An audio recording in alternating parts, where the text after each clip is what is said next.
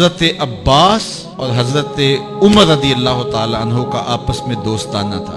انہوں نے ایک دن بیٹھے بیٹھے عہد کیا کہ ہم میں سے جو شخص پہلے فوت ہو گیا وہ دوسرے کو خواب میں ملے اور قبر کے حالات بتائے. اچانک حضرت عمر کا وصال پہلے ہو گیا. سال کے بعد حضرت عمر خواب میں ملے. اس نے کہا عباس مجھے وعدہ تو یاد تھا لیکن سخت حساب آن پڑا تھا تو میں تو اس کے اندر لگا رہا. تو اب کیا ہوا؟ کہا پھر اللہ نے کہا چلو اس کو یوں ہی معاف کر دو.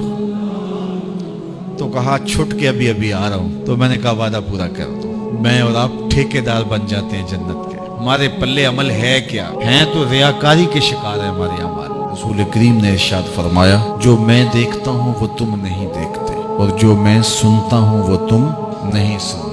آگے فرمایا کہ اللہ کی قسم جو میں جانتا ہوں وہ اگر تم جان لیتے تو تم بہت کم ہنستے بہت زیادہ روتے. تم جنگلوں میں دوڑ جاتے اور تم اللہ تعالیٰ کی پناہ میں آنا چاہتے یا اللہ ہمیں بچا لے. جنگلوں میں بھاگتے پھرتے آنکھوں میں آنسوؤں کی لڑیاں ہوتی چیختے ہوتے روتے ہوتے اگر جو میں جانتا ہوں اگر تم جان لیتے. قال ابو ذر حضرت ابو ذر اس حدیث کو روایت کرنے کے بعد فرمایا کاش کہ میں درخت ہوتا اور کاٹ دیا گیا ہوتا. میں درخت ہوتا جانور کھا گئے ہوتے. اللہ اکبر. حضرت عمر رضی اللہ تعالیٰ عنہ ایک کچی اینٹ اٹھاتے ہیں پھر نیچے رکھ دیتے ہیں پھر اٹھاتے ہیں پھر رکھ دیتے ہیں اور پھر کہتے ہیں کاش کہ میں یہ اینٹ ہوتا. حضرت سیدنا صدیق اکبر رضی اللہ تعالیٰ عنہ درخت کے نیچے بیٹھے تھے. ایک چڑیا ایک شاخ سے اڑ کے دوسری شاخ پہ جاتی وہاں سے اڑ کے پھر دوسری شاخ پہ آتی. حضرت صدیق اکبر رو پڑے. کہا چڑیا کتنی موج میں ہے جس شاخ پہ چاہے بیٹھتی ہے اور قیامت کے دن تیرا حساب بھی نہیں ہوگا.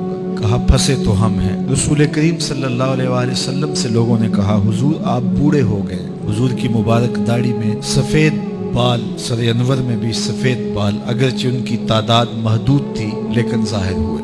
کہا سورہ ہود اور اس کی مماثل صورتوں نے مجھے بوڑھا کر دیا کیونکہ ان صورتوں میں اللہ کے عذابوں کا ذکر ہے آخرت کا ذکر ہے. یہ وہ بابرکت وجود ہیں وہ بابرکت ذات ہیں جن کے دامن پہ گناہ کا ایک دھبا بھی نہیں ہے. اور میں اور آپ اپنے آپ کو دیکھیں تو ہم کہاں کھڑے ہیں. حضور نے حضرت عائشہ سے کہا زوجہ ہے رسول کریم صلی اللہ علیہ وسلم کی محبوبہ محبوب کائنات لیکن ان سے بھی میرے حضور نے کہا عائشہ گناہوں کو کبھی چھوٹا نہ سمجھنا گناہوں کو حقیر نہ سمجھنا کہ یہ چھوٹے ہیں کوئی بات نہیں اس سے کیا ہوگا. اس دن حساب ہوگا اس دن پوچھا جائے گا. تو اپنی زندگی کو مرتب اور منظم کر کے رکھو.